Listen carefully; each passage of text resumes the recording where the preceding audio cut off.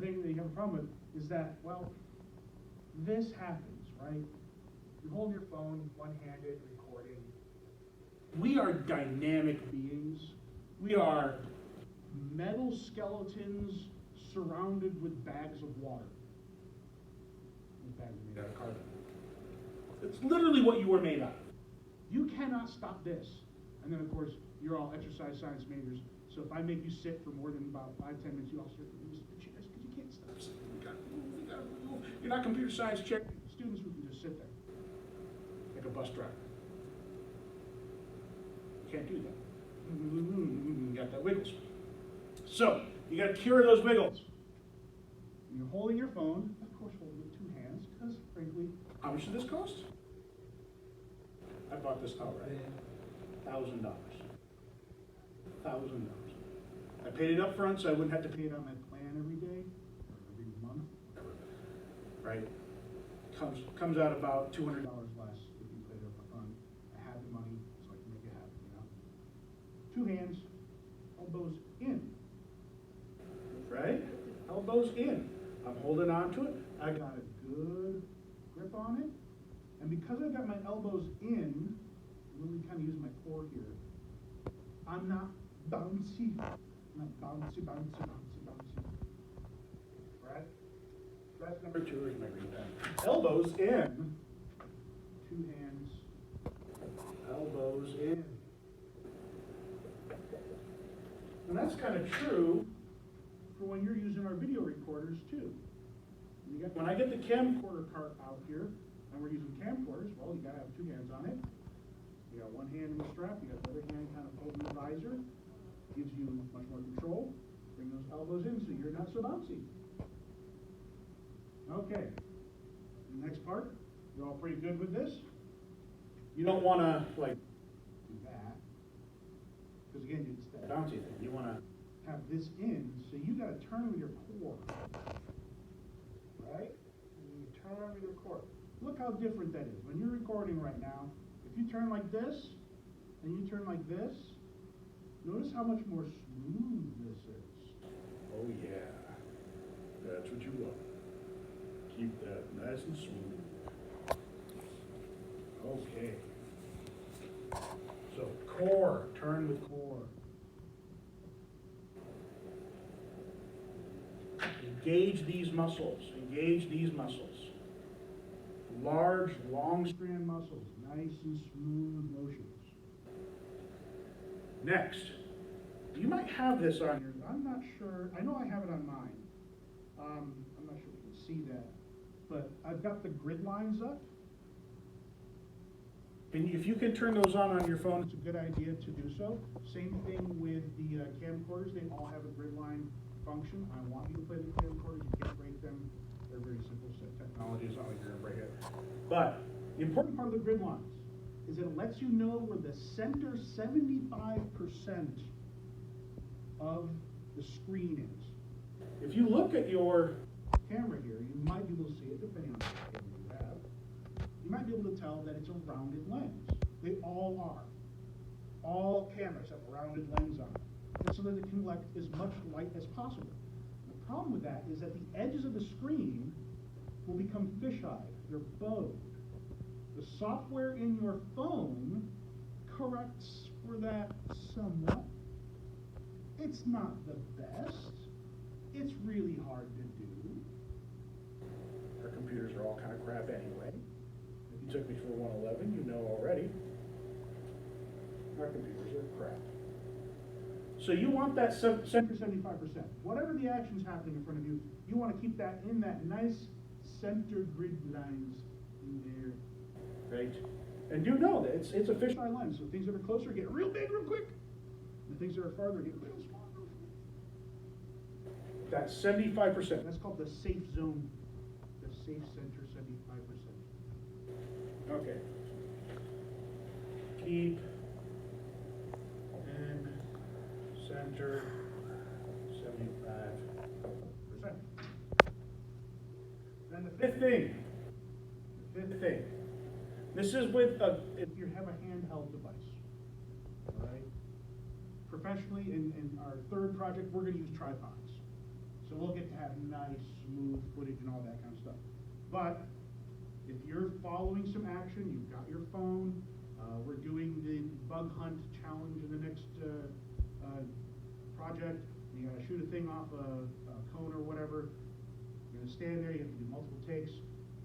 It's useful to stay in a bit of a horse stance, all right? If you've got to be upright, if you can't have something to set the phone on, bend your knees a little bit. Shoulder width apart. Your feet should be. You know, I talk like I do. Right? That little horse stance, that kind of yoga pose, this gives you control. Again, it's the long muscles we're using. If you lock your knees, you shake. It's just what we do. Again, we're metal skeletons of bags of water. We're wiggling. We get special stuff. So, you want to put that horse stance on. You want to turn with your core. If you can. If you can. Get up against the wall, or even better, warfare. Do that right now. Like seriously, do it to belt right now. And not the swear rate. I'm not supposed to swear. So, if you've got a doorway, if you've got a wall, you'll be able to make a tripod out of yourself. Right? Shoulder into it. Foot at the base, other foot out. Right? I am taking myself out of the equation here. If I need to pan, I can rotate on that shoulder. See? Keeps your footage nice and smooth. If I have to be against the wall,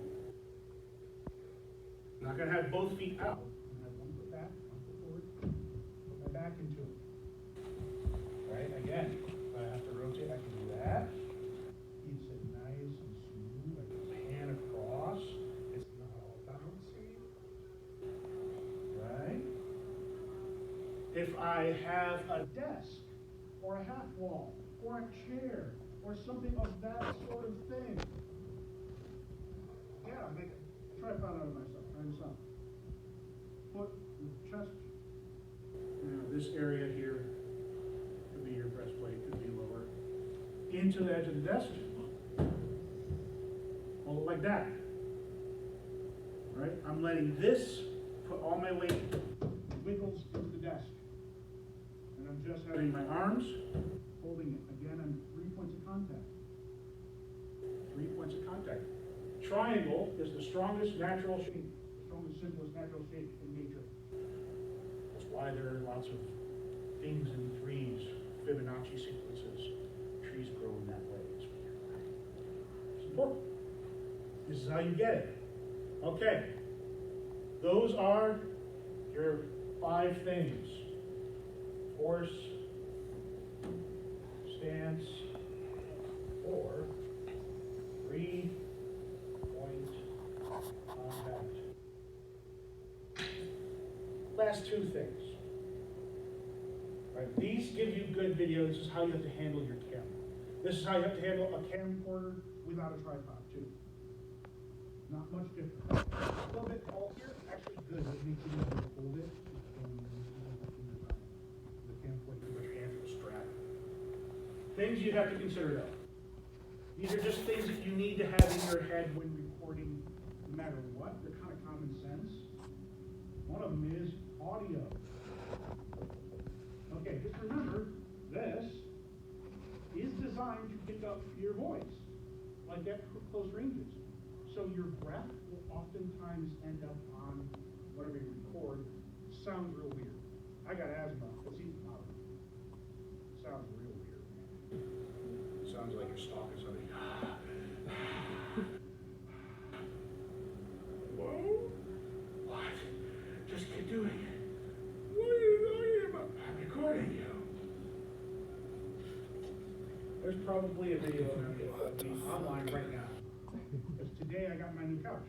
And I took the giant baked potato Comfort, my 8-foot beanbag chair, and I pushed it up the stairs and then out the door of my apartment, and then down this outside stairs of my apartment. And I was trying so desperately to get it into the back of my car, and it just did not want to fit. And I do waiting for the bus was like,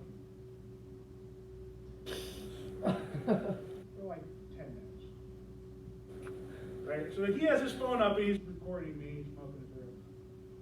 So if you look online, there might be idiot tries to put a giant feedback chair in the back of his car.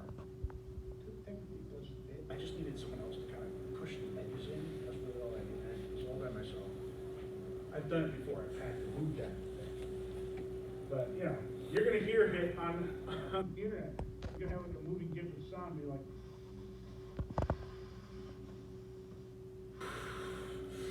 Look at this guy. Because your phone will pick up everything around you. You know, the camcorders are a little bit different. They have directional microphones forward. That's going to help us out a lot.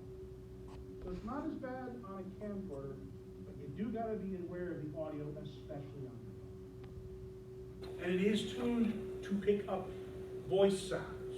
Your breath, your voice, that frequency range. So it really does pick up a lot. Sometimes you might want to remove that.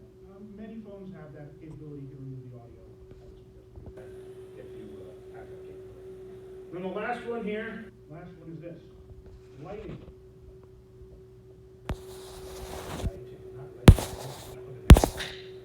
So, indoors like this, not a problem.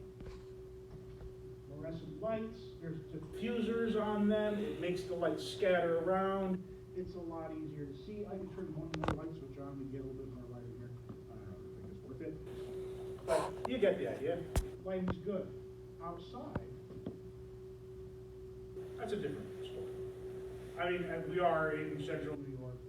Let's face it, you don't get to see the sun very often. But when you do, if you're recording something, keep that sun behind you. Any point light sources, you want them behind you. If they are in the camera's vision, it will wash everything out. So lighting. Where's the light coming from? Keep it behind you. Audio. Try and keep the phone a little ways away from you. Understand it's going to catch your breath and stuff. Like so you're not breathing so heavy. Right? Those are just considerations. They're kind of common sense, though. I think that if you were to be recording some kind of event, maybe when your friends are graduating in the upcoming semester here, you're going to go to graduation and recording. After the first recording or so, you'll be like, oh, I probably should keep my phone with me. The sun's over there, I don't know where I'll be. Those you generally pick up on. But these are the ones that are really going to help you when you are holding a camera. Okay, cut.